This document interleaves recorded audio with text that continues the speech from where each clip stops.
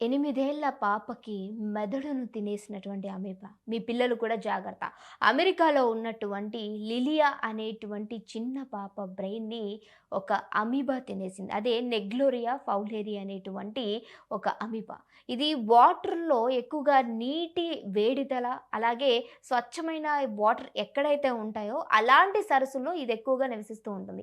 ఎలా సోకుతుంది అనంటే మన ముక్కులో నుంచి వాటర్ లోపలికెళ్ళినప్పుడు దాని నుంచి ఈ అమీబా అనేది మెదడుకి ట్రావెల్ చేసి మెదడుని మొత్తాన్ని కూడా తినేస్తుంది. దీని సింప్టమ్స్ గుర్తించాలి అనంటే చాలా వరకు జ్వరం, వాంతులు, మూర్ఛపోయినట్టు ఉండడం.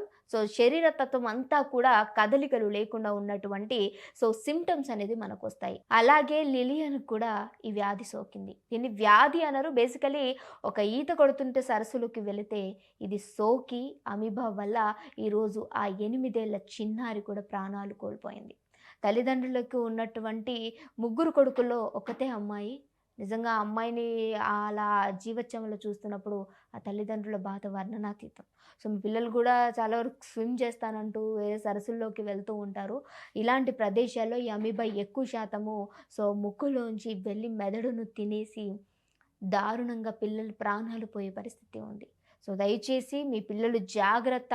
ఎలాంటి సరస్సుల్లోకి, వాటర్‌లోకి వదలకండి.